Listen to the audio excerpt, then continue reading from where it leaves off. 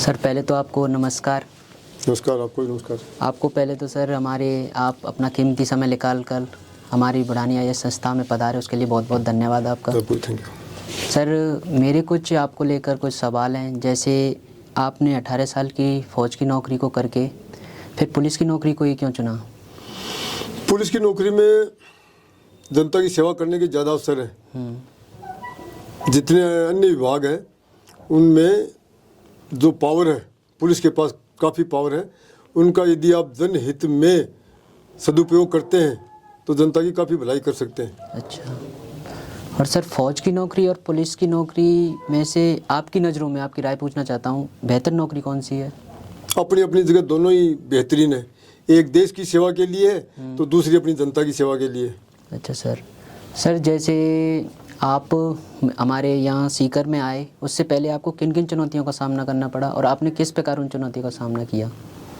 सीकर में आने के लिए तो मुझे किसी चुनौती का सामना नहीं करना पड़ा। ये तो हमारे ट्रांसफ़र होते हैं, जो एक सामान्य प्रक्रिया विभाग की, उसके तहत मैं यहाँ ट्रांसफ़र होकर के आया हूँ।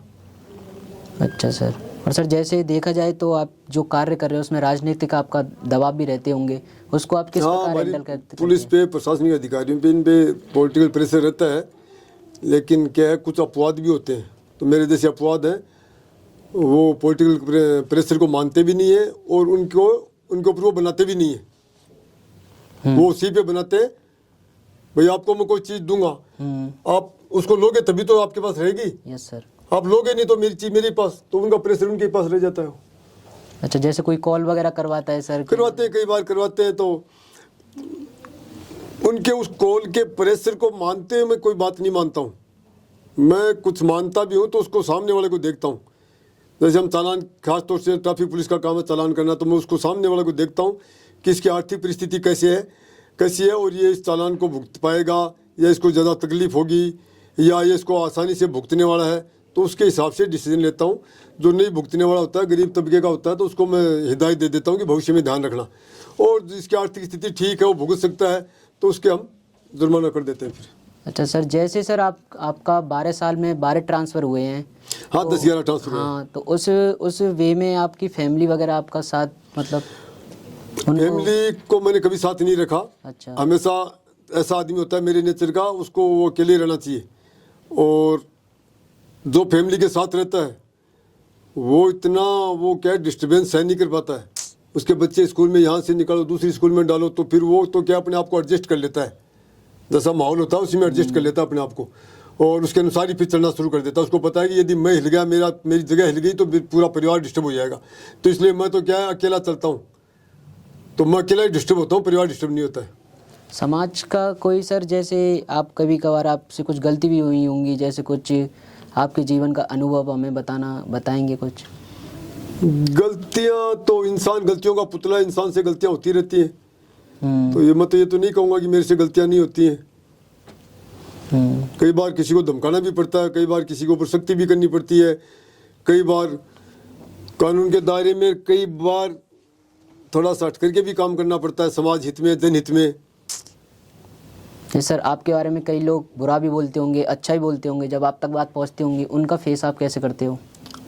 मेरे को कोई फर्क नहीं पड़ता उससे। मुझे पता है कि कितना भी अच्छा आदमी हो, कितना भी अच्छा आदमी हो, 1% आदमी तो परमानेंट उसके खिलाफ रहते हैं। ये बात क्योंकि हमारे समाज में नेगेटिव और पॉजिटिव दो तरह के आदमी होते हैं। जिसका दिमाग नेगेटिव है उसको आप दूध में, शुद्ध गाय के दूध में उसको नहला दोगे तो भी वो मीन मेक निकलेगा कि नहीं, नकली दूध था, सारे फेंकते, तो फेंकने के बजाय मेरे को नहला दिया। तो वो जो नेगेटिविटी माइंड के लोग हैं, उनका तो किसी के पास कोई इलाज नहीं है, कोई उपाय नहीं है। वो तो अच्छाई में भी बुराई खोज लेते हैं। वो तो अपने इतिहास को देख रहे हैं, पुराना, जिन्होंने साक्षात ईश्वर को नहीं बख्शा, राम पे उंगली उठा दी, कृष्ण पे उंगली उठा दी, अच्छे अपने जो देशभक्त हुए उनके ऊपर उंगली उठा दी, समाज की सेवा की उन पे उंगली उठा दी, तो हम तो कौन से खेत की मूली है? तो वो एक, उनका तो कोई इलाज नहीं है। जो मानसिक नेगेटिविटी वाले जिनका माइंड सेट है, उनका किसी के पास कोई इलाज नहीं है। जैसे सर आप अतिक्रमण हटाते हो, उसके लिए तो जैसे गरीब वगैरह के ठेले वगैरह होते हैं, तो उनके रोजगार पर तो फर्क पड़ता होगा, आपका तो फर्ज है, पर उनके लिए आप क्या करते हो? मेरी मानसिकता अलग है। अच्छा। मैं अपने फर्ज के साथ साथ मैं वो जो इंसानियत वाला फर्ज है उसको भी साथ में निभाता हूँ। मैं किसी को हिलाता हूँ तो उसके रोजगार को भी ध्यान में रख करके उसको सेट भी करता हूँ। मैं सिर्फ अपनी जो मेरी ड्यूटी है वो ही नहीं करता हूँ, मैं वो इंसानियत के नाते जो दूसरा पहलू है उसके परिवार का, उसके बच्चों का, उसको भी ध्यान में रखता हूँ और उसको भी ड्यूटी मान करके ही काम करता हूँ। तो ऐसी समस्या नहीं आती है कि मैं किसी को एक तरफा खदेड़ दूँ फिर इसकी वो मैं सेट करता हूँ। इसलिए तो लोग कल गरीब लोगों ने, रेडी थड़ी वालों ने कल माड़ों से लाद दिया मुझे, तो वो गरीबों वालों ने तो पहना ही है, किसी अमीर ने थोड़ी पहना ही है। वो तो गरीब खुश थे तभी तो पहना ही, रेडी वाले थे सारे।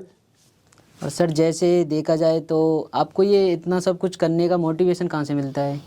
ये ईश्वरीय शक्ति है, कोई वो देती है, काफ़ी ऊर्जा रहती है, मेरे जज्बा जोश, फौज का भी मेरे बैकग्राउंड है। अच्छा, तो फौज भी खूब जोश, जज्बा, जुनून, ये हिम्मत, हौसला, ये बहादुरी, निर्भयता, ये गुण तो आपको फौज से भी मिल जाते हैं।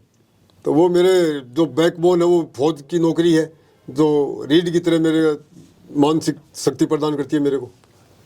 Thank you sir. वैसे सर हमारी एक अमित बुढ़ाने वेलफेयर फाउंडेशन है, उसमें हमारी CSR यूनिट है, कभी हमें भी मौका दीजिए सर यातायात पुलिस की सेवा करने का।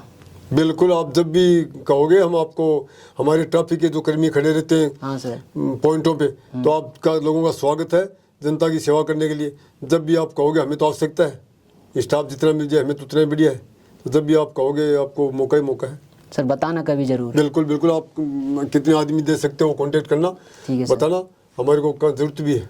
धन्यवाद सर। Thank you.